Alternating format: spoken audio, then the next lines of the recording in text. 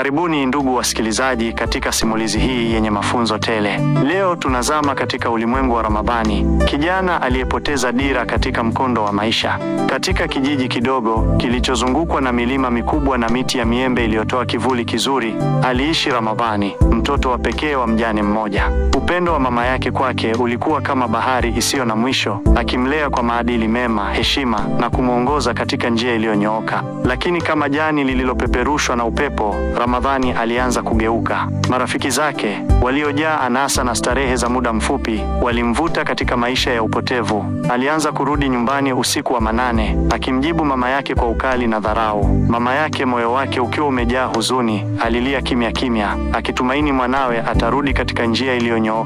Siku moja, mama yake, kwa sauti iliyojawa na upendo na hekima, alimwambia, "Mwanangu, kumbuka, dunia ina kona. Usipoziona leo, utaziona kesho. Heshimu maisha kabla hayajakufunza kwa njia ya uchungu." Ramadhani, akiwa amepofushwa na ujana wake, alicheka na kusema, "Mama, acha kunipigia ramli. Maisha ni kujivinjari na kufurahia kila dakika."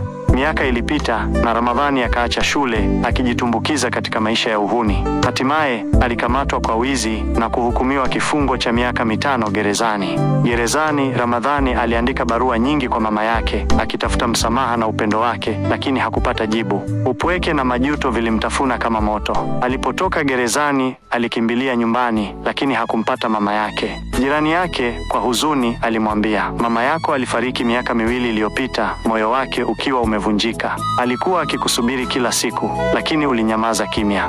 Ramadhani alianguka chini, machozi yakimtoka kama mvua. Alikumbuka kila neno la mama yake, kila usiku aliokosa kulala nyumbani, kila jibu la ukali alilompa. Akiangalia kaburi la mama yake, alisema kwa sauti ya majonzi, "Mama, samahani. Laiti ningeweza kurudisha muda nyuma. Laiti ningeweza kukusikiliza. Laiti vijana wa leo wangejua, wangetii kabla hawajachelewa."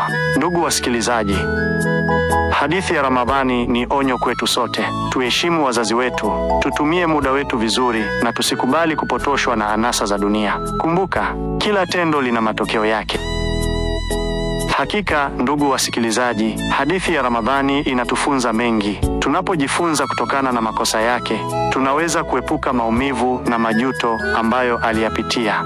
Asanteni sana kwa kuwa nasi katika simulizi hii. Tunatumai mmepata mafunzo muhimu. Usikose kufuatilia sehemu ya pili ya simulizi hii, ambapo tutaangazia zaidi safari ya Ramadhani baada ya kupoteza mama yake na jinsi anavyojaribu kujirekebisha.